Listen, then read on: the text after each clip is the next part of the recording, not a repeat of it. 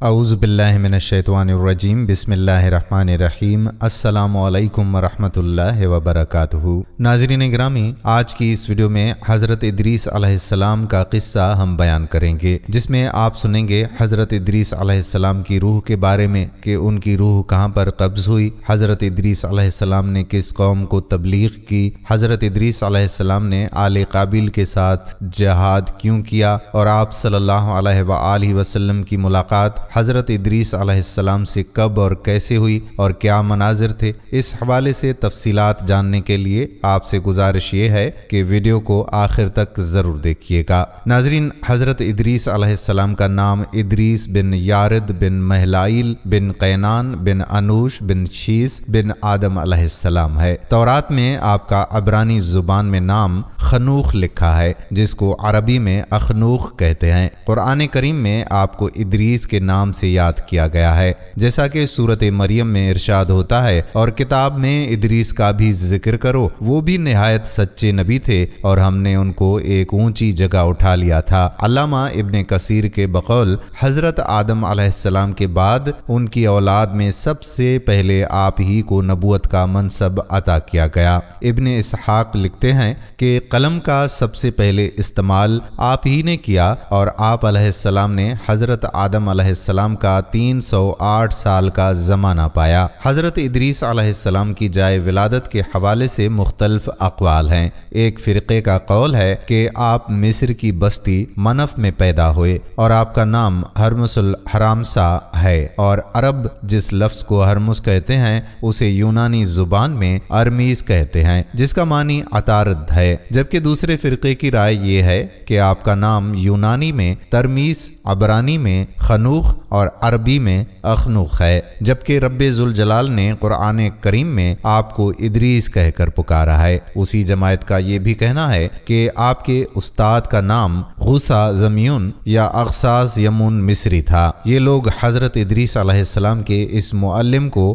اورین ثانی اور حضرت ادریس علیہ السلام کو اورین ثالث بھی کہتے ہیں۔ یہ لوگ غوثا زمون کا معنی سعادت مند بزرگ بتلاتے ہیں۔ ان کا کہنا ہے کہ ہرمس نے مصر سے نکل کر روئے زمین کی خاک چھان ماری، اور جب ربا مسکون کی سیر کر کے ہرمس مصر واپس آیا تو اس وقت عمر 82 سال تھی۔ اسی سال ہرمس نے اس جہان فانی کو الوداع کہہ دیا۔ ایک اور جماعت کہتی ہے کہ حضرت ادریس علیہ السلام کی جائے ولادت اور پرورش بابل ہے۔ ناظرین، حضرت ادریس علیہ السلام نے جب بلوغت کی دہلیز پر قدم رکھا اور رب تعالی نے آپ علیہ السلام کو نبوت عنایت فرمائی تو آپ نے شریروں اور گمراہوں کو حضرت آدم علیہ السلام اور حضرت شیس علیہ السلام کی شریعت کی مخالفت کرنے سے باز رہنے کی تبلیغ کرتے ہوئے ان کی اصلاح کے لیے کوششیں شروع کر دیں، مگر معدود چند افراد کے اکثریت نافرمانی پر ڈٹی رہی۔ ناظرین، اللہ تعالیٰ نے حضرت ادریس علیہ السلام کی تعریف فرمائی اور انہیں نبوت و صدیقیت کے بلند مقام پر فائز فرمایا۔ یہی خنوخ ہیں۔ رسول اللہ صلی اللہ علیہ وآلہ وسلم کے سلسلہ نسب میں متعدد علماء انساب نے ادریس علیہ السلام کا ذکر کیا ہے۔ آدم اور شیس علیہ السلام کے بعد سب سے پہلے حضرت ادریس علیہ السلام کو نبوت عطا کی گئی۔ لوگوں کے ایک گروہ کا خیال یہ ہے کہ یہی وہ نبی ہیں جن کا ذکر حضرت معاویہ بن حکم سلمی رضی اللہ تعالی عنہ کی حدیث میں ہے کہ رسول اللہ صلی اللہ علیہ وآلہ وسلم سے ریت پر لکھنے کے متعلق دریافت کیا گیا تو آپ صلی اللہ علیہ وآلہ وسلم نے فرمایا کہ ایک نبی اسی طرح لکھا کرتا تھا، بس جس کا خط اس کے موافق ہوگا وہی ٹھیک ہوگا۔ بہت سے لوگوں کے خیال میں ان کا نام ہرمس الحرامسا ہے۔ یہ سریانی زبان کا لفظ ہے جس کا معنی ہے بہت زیادہ تجربہ کار۔ ناظرین، حضرت ادریس علیہ السلام کی وفات کے حوالے سے اللہ تعالیٰ کے اس فرمان کے اور ہم نے انہیں بلند مقام پر اٹھایا،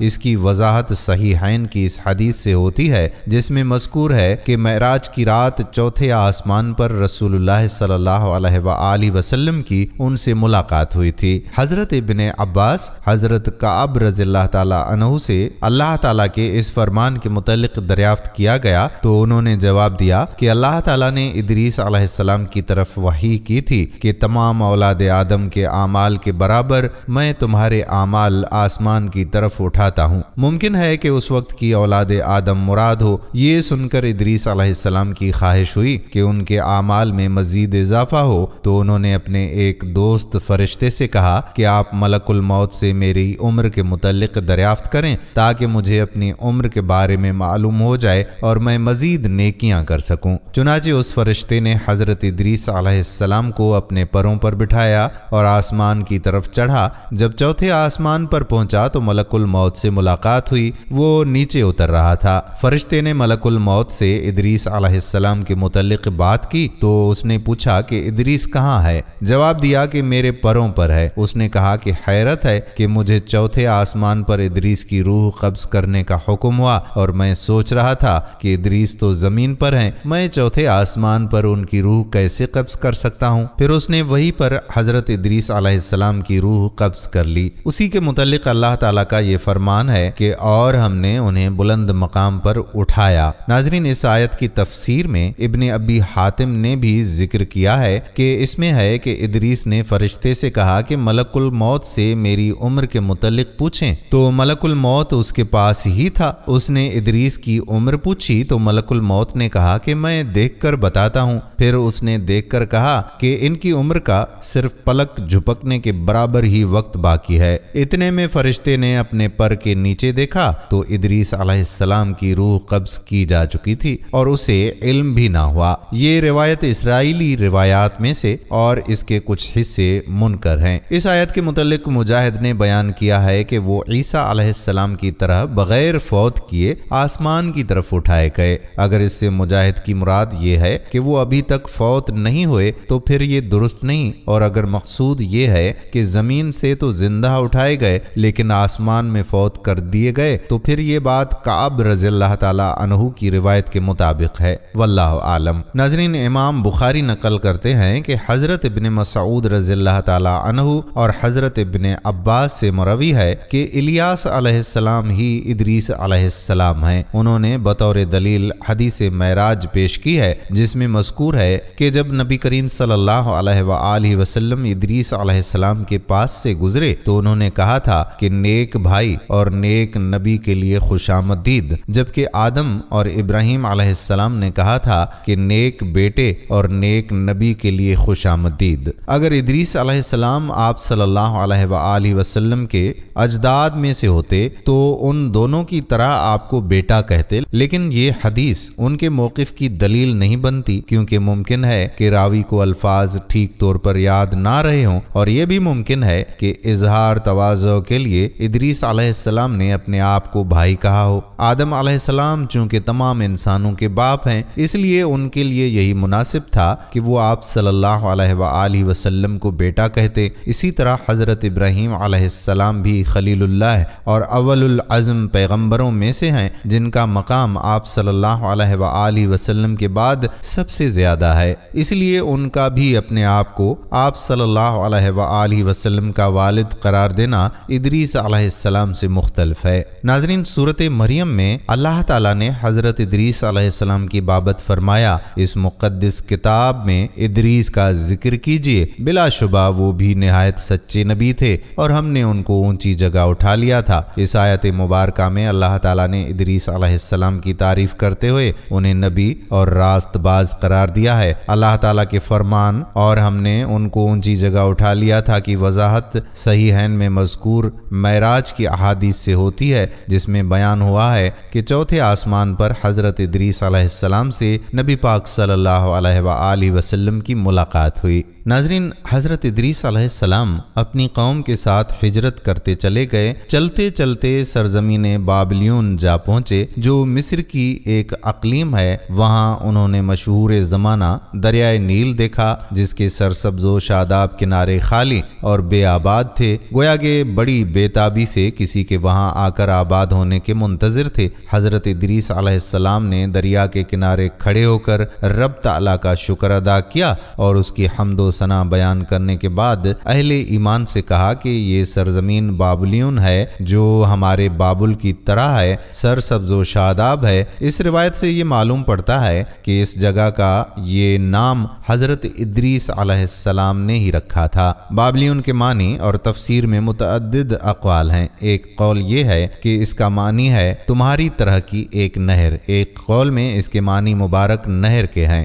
جبکہ ایک قول یہ بھی ہے کہ یہ لفظ دو الفاظ سے مرکب ہے، بابل اور یون۔ بابل کے معنی ہے نہر اور یون سریانی زبان میں اس میں تفصیل کا ضیفہ ہے جس کے معنی بنتا ہے بڑی نہر۔ غرض حضرت ادریس علیہ السلام کے اس جملے نے اس قدر شہرت پائی کہ سب قدیم قومیں اس سرزمین کو بابلیون کہہ کر پکارنے لگیں۔ البتہ عرب اس سرزمین کو مصر کہتے تھے۔ اس کی وجہ تسمیہ یہ بتلاتے ہیں کہ طوفان نوح کے بعد اس جگہ پر سب سے پہلے مصر میں حام اترے تھے، جسے بعد میں مصر کی اولاد نے اپنا وطن بنا لیا تھا اور اپنے جد اول کے نام پر اس جگہ کا نام مصر ہی رکھ دیا۔ حقیقت کیا ہے یہ خدا ہی بہتر جانتا ہے۔ ناظرین، حضرت ادریس علیہ السلام اپنے پیروکاروں کے ساتھ مصر میں رہنے لگے اور لوگوں میں امر بالمعروف اور نہی عن المنکر کا فریضہ سر انجام دینے لگے اور انہیں رب تعالیٰ کی اطاعت کرنے اور اس کے آگے سر تسلیم خم کرنے کی دعوت دینا شروع کر دی۔ کہتے ہیں کہ حضرت ادریس علیہ السلام کے زمانے میں مصر میں لوگ 72 زبانیں بولتے تھے۔ رب تعالیٰ نے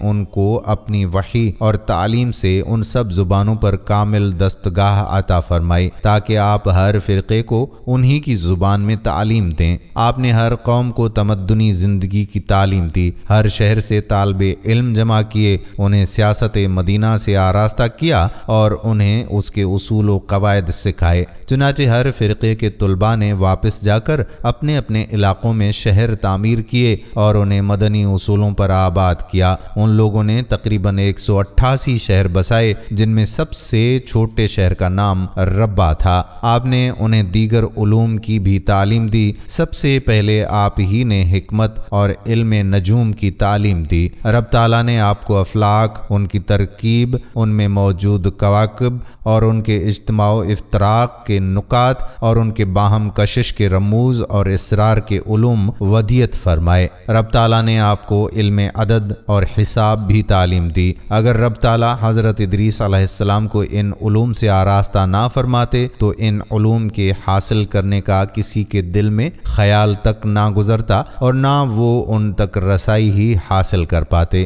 آپ علیہ السلام نے ہر قوم اور قبیلے کے لیے ان کے احوال و صفات کے مناسب قواعد اور قوانین مقرر کر دیے اور روئے زمین کو 4 بڑے حصوں میں تقسیم کیا۔ شاید اسی وقت سے دنیا کا ایک نام ربع مسکون بھی ہے اور ہر حصے کا ایک حاکم مقرر کر کے وہاں کی حکومت و سیاست اور نظم مملکت کا اسے ذمہ دار ٹھہرایا اور چاروں کے لیے یہ امر ضروری ٹھہرایا کہ وہ اپنی ماتحت رعایا کو رب تعالیٰ کی شریعت پر چلنے کا پابند بنائیں۔ حضرت ادریس علیہ السلام نے اپنی قوم کو اس بات کی دعوت دی کہ وہ اللہ کے دین پر چلیں، اس کی توحید کا اقرار کریں، اس کی عبادت کریں، نیک اعمال کر کے خود کو آخرت کے عذابوں سے نجات دلائیں۔ آپ علیہ السلام نے انہیں دنیا سے بے رغبتی اور جملہ امور حیات میں عدل و انصاف سے کام لینے کا حکم دیا۔ اس وقت شریعت کے مطابق نمازیں ادا کریں، ہر ماہ ایام بیض کے روزے رکھیں۔ آپ نے انہیں اعدائے ایمان کے خلاف جہاد کرنے کی تلقین کی، کمزوروں اور ضعیفوں کی معاونت کرنے کے لیے زکوٰۃ ادا کرنے کا حکم دیا، طہارت حاصل کرنے بالخصوص جنابت، کتے اور خنزیر سے پاکی حاصل کرنے کا تاکیدی حکم بھی دیا، ہر قسم کے نشاور مشروب کو حرام قرار دیا۔ حضرت ادریس علیہ السلام نے اپنی قوم کو 3 چیزوں کی قربانی کی وصیت فرمائی: خوشبوؤں کی دھونی، جانوروں کی قربانی، شراب، پھولوں میں سے گلاب، اناج میں سے گندم اور میووں میں سیب وغیرہ کی ہر موسم کی پہلی فصل کی نظر دینا۔ حضرت ادریس علیہ السلام نے اپنی امت سے اس بات کا وعدہ کیا کہ میرے بعد ان کے پاس ان کی رشد و ہدایت کے لیے متعدد انبیاء کرام آئیں کہ آپ نے انہیں ان پیغمبروں کی صفات سے بھی آگاہ کیا۔ چنانچہ فرمایا کہ وہ دینی اور دنیاوی ہر قسم کی آفات اور جملہ فضائل اخلاق اور شمائل حمیدہ سے آراستہ ہوں گے۔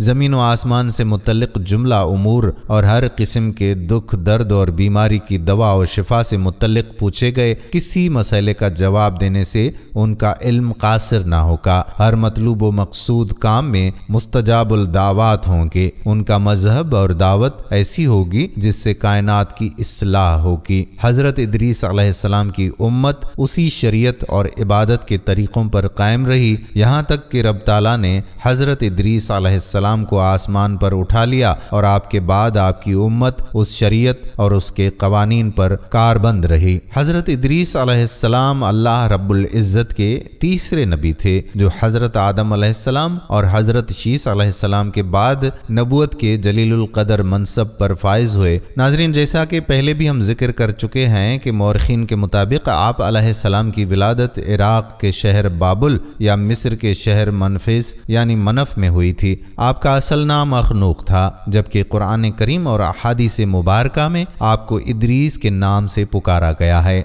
नाज़रीन, रिवायात के मुताबिक हज़रत इदरीस अलैहिस्सलाम ने दुनिया में लोगों को सबसे पहले लिखने पढ़ने की तालीम हासिल करने का दर्स दिया, बल्कि अपनी ज़िंदगी का बेशतर हिस्सा उसी दरसो तबलीग में सर्फ किया। चुनाचे लोग आप अलैहिस्सलाम को इदरीस यानी दर्स देने वाला कहकर पुकारने लगे। आपका हज़रत शीस अलैहिस्सलाम की 5वीं पुश्त से ताल्लुक़ था।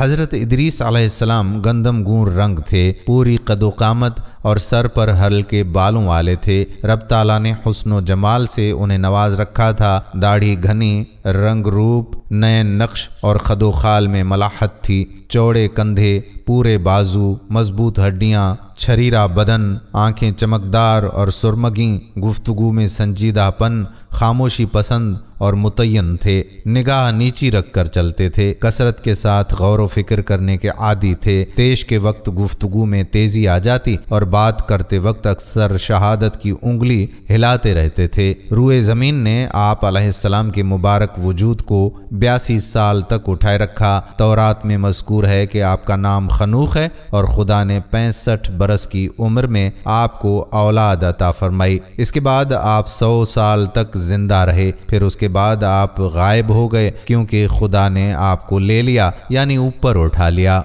इब्ने इसहाक ने जिक्र किया है कि हज़रत इदरीस अलैहिस्सलाम ही ने सबसे पहले कलम से लिखा। उनकी पैदाइश के वक्त अव्वल बशर हज़रत आदम अलैहिस्सलाम जिंदा थे और हज़रत आदम अलैहिस्सलाम की वफ़ात के वक्त हज़रत इदरीस अलैहिस्सलाम की उम्र 308 साल थी। हज़रत मुजाहिद कहते हैं कि हज़रत इदरीस अलैहिस्सलाम को आसमान पर उठा लिया गया और उनको मौत नहीं आई जैसे हज़रत ईसा अलैहिस्सलाम को उठा लिया गया। हज़रत शीस अलैहिस्सलाम का इंतकाल हुआ तो कुछ अरसे के बाद उनके पैरोकार बहुत महदूद तादाद में रह गए। काबिल की औलाद ने कुफ्र व शिर्क, बदकारी और बेहयाई का बाजार गर्म कर रखा था। जिनाकारी और शराब नोशी आम हो गई थी। पाकीज़ा रिश्तों की पहचान नापेद हो चुकी थी। बुतों की पूजा और आग की परस्तिश हो रही थी। गोया दुनिया पर शैतान और उसके हवारियों का राज था। हज़रत आदम अलैहिस्सलाम और हज़रत शीस अलैहिस्सलाम की कायम करदा शरई हुदूद और अहकामात इलाही को पामाल किया जा रहा था और यही वो वक्त था जब अल्लाह जल्ल शानहू ने उस बिगड़ी हुई कौम में एक नबी मबऊस करने का फैसला किया और इस अजीम मनसब के लिए हज़रत शीस अलैहिस्सलाम की नस्ल ही से हज़रत इदरीस अलैहिस्सलाम का इंतखाब फरमाया। हज़रत इदरीस अलैहिस्सलाम में वो तमाम खूबियाँ बदरजा उतम मौजूद थीं जो अल्लाह के नबी में होनी चाहिए। आप हज़रत आदम अलैहिस्सलाम के दीन के पैरोकार, निहायत इबादत गुजार, मुत्तकी, परहेजगार और इंतहाई सच्चे इंसान थे।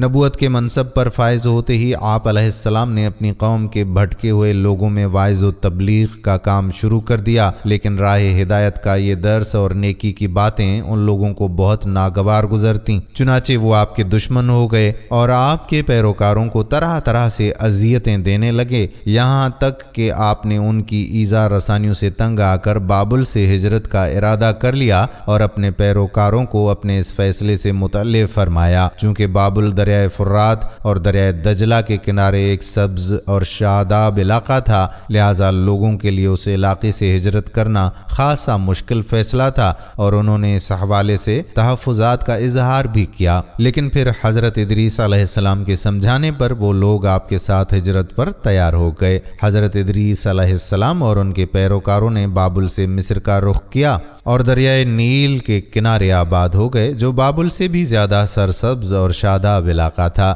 حضرت ادریس علیہ السلام نے یہاں کے لوگوں میں درس و تبلیغ کا کام جاری رکھا۔ آپ علیہ السلام اس وقت لوگوں میں رائج تمام زبانوں سے واقف تھے اور عوام کو انہی کی زبانوں میں درس دیتے تھے۔ ناظرین، قرآن کریم کی معروف تفسیر معارف القرآن کے مطابق حضرت ادریس علیہ السلام حضرت نوح علیہ السلام سے 1000 سال پہلے پیدا ہوئے۔ اللہ تعالیٰ نے آپ کو نبوت کے مرتبے پر سرفراز فرمایا اور آپ پر 30 صحیفے نازل فرمائے۔ حضرت ادریس علیہ السلام وہ پہلے انسان ہیں جنہیں علم نجوم اور حساب بطور معجزہ عطا کیے گئے۔ نیز ان سے پہلے انہوں نے ہی قلم سے لکھنا اور کپڑا سینا ایجاد کیا۔ ان سے پہلے لوگ عموماً جانوروں کی کھال لباس کے طور پر استعمال کیا کرتے تھے۔ پھر یہ کہ سب سے پہلے ناپ تول کے طریقے بھی آپ ہی نے متعارف کروائے اور اسلحہ بھی آپ کی ایجاد ہے۔ آپ نے اسلحہ تیار کر کے بنو قابیل سے جہاد کیا۔ حضور نبی کریم صلی اللہ علیہ وآلہ وسلم سے رمل کے بارے میں سوال کیا۔ یہ ایک ایسا علم ہے جس میں ریت پر مخصوص لکیریں کھینچ کر کچھ معلوم کیا جاتا ہے، تو آپ صلی اللہ علیہ وآلہ وسلم نے فرمایا کہ ایک پیغمبر تھے جنہوں نے یہ لکھا، لہٰذا جس شخص کا خط اس کے موافق ہو جائے تو اچھا ہے۔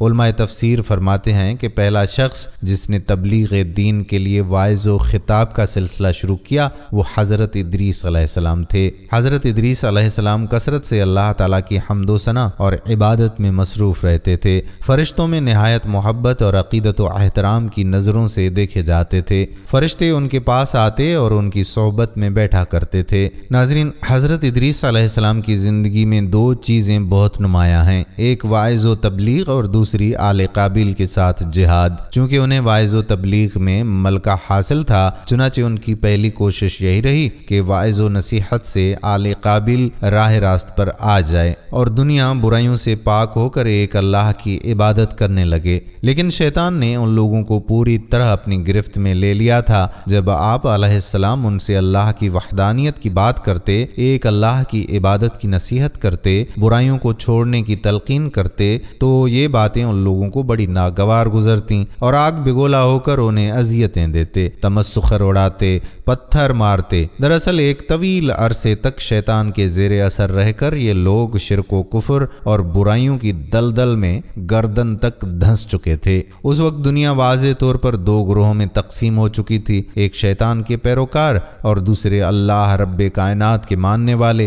حضرت ادریس علیہ السلام اس صورتحال پر بڑے دل گرفتہ اور پریشان رہا کرتے تھے۔ آپ نے لاکھ کوشش کی کہ کسی طرح سے تبلیغ کے ذریعے ان لوگوں کو راہ راست پر لایا جا سکے، لیکن جب کوئی صورت نظر نہ آئی تو انہوں نے اللہ تعالیٰ کے حکم سے ان لوگوں کے خلاف جہاد کا فیصلہ کیا۔ انہوں نے اللہ اور اس کے پیغمبروں پر ایمان رکھنے والے نوجوانوں کی ایک جماعت کے ساتھ آل قابیل کے ساتھ جہاد کیا، جس میں اللہ تعالیٰ نے انہیں کامیابی عطا فرمائی اور بہت سے لوگ دین حق کی جانب راغب ہو گئے۔ ناظرین، یہ تھا حضرت ادریس علیہ السلام کا قصہ جو آپ کی خدمت میں پیش کیا۔ امید کرتے ہیں کہ آپ نے آخر تک ہماری ویڈیو ضرور دیکھی ہوگی۔ اگر ایسا ہی ہے کہ آخر تک آپ نے ویڈیو دیکھی ہے تو کمنٹ سیکشن میں لکھیے گا کہ ہاں مکمل ویڈیو دیکھی، یا کمپلیٹ کا ورڈ لکھ لیجئے تاکہ ہماری اصلاح ہو سکے اور حوصلہ افزائی ہو سکے کہ ہمارے کتنے دیکھنے والے ہمیں آخر تک سنتے ہیں۔